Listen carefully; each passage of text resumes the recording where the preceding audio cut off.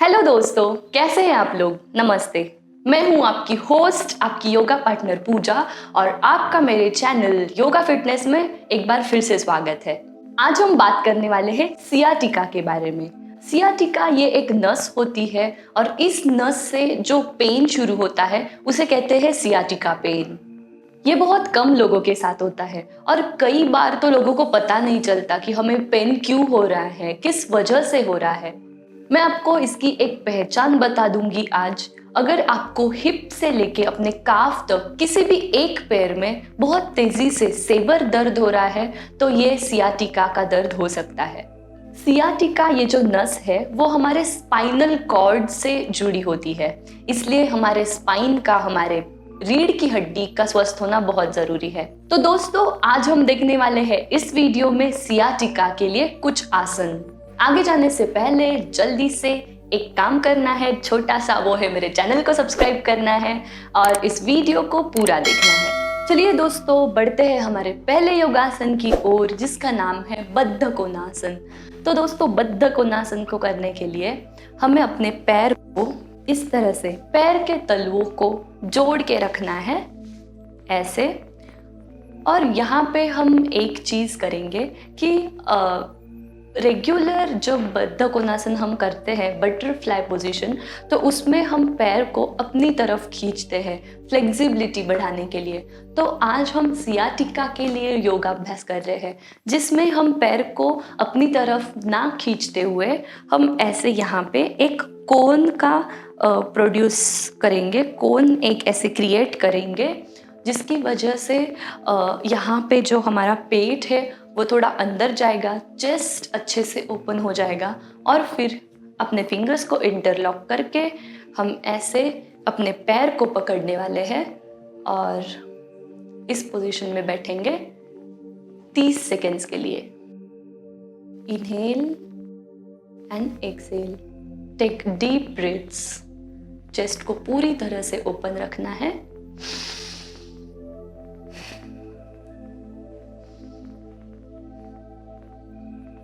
इसके बाद हम बद्ध कोणासन में ही धीरे धीरे अपने पीठ को सीधा रखते हुए नीचे झुकने वाले हैं।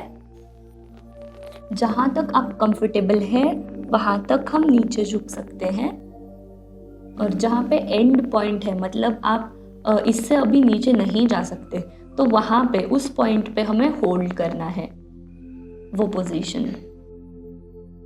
धीरे धीरे इनहेल करते हुए हम ऊपर आएंगे। एक बार फिर से बद्ध कोणासन में forward bending, inhale and come up. दोस्तों, हमारा अगला आसन है वो है दंडासन। दंडासन ये एक बिल्कुल सिंपल और एकदम सरल आसन माना जाता है। तो दंडासन को दिखाने के लिए मैं थोड़ा साइड वेज में आपके लिए बैठ जाऊंगी इस तरह से। दंडासन में बैठने के लिए सबसे पहले हम अपने हिप्स को इस तरह से उठाते हुए अच्छे से फ्लोर पे बैठ जाएंगे। हमारी पीठ जो है, ये हिस्सा, ये बिल्कुल सीधा रहेगा। ऐसे हम बैक को रोल करके और राउंडेड शेप में नहीं बैठेंगे, या फिर ऐसे कुछ हाथ का सपोर्ट लेके भी हमें नहीं बैठना है।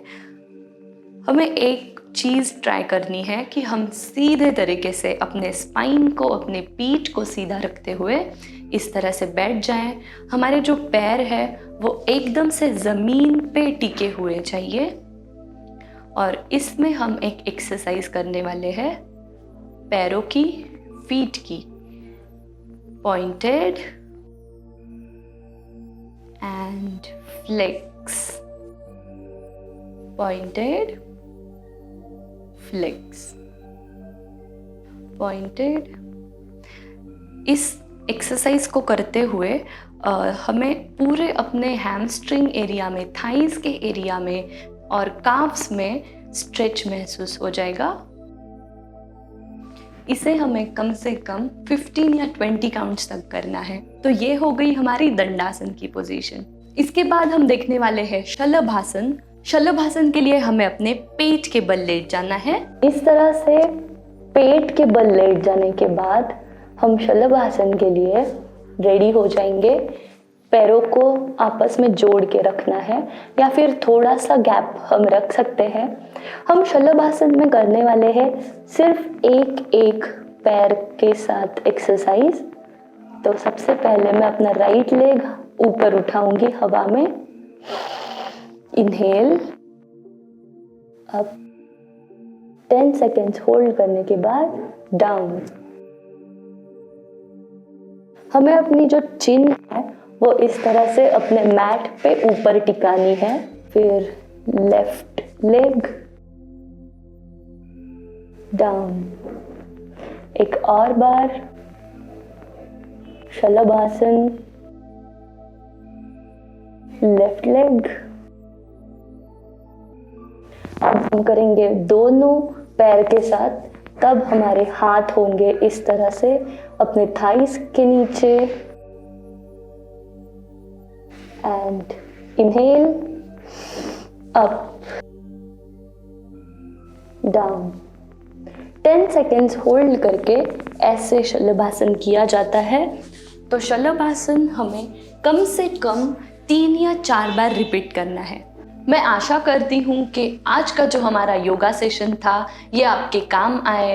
आपका दर्द, अगर आप दर्द से गुजर रहे हो तो उसमें आपकी हेल्प हो जाए और दर्द कम हो जाए। जिसको पेन होता है उसको ही समझता है कि वो किससे गुजर रहा है। यहाँ पे मैंने एक छोटी कोशिश की है आपकी मदद करने की।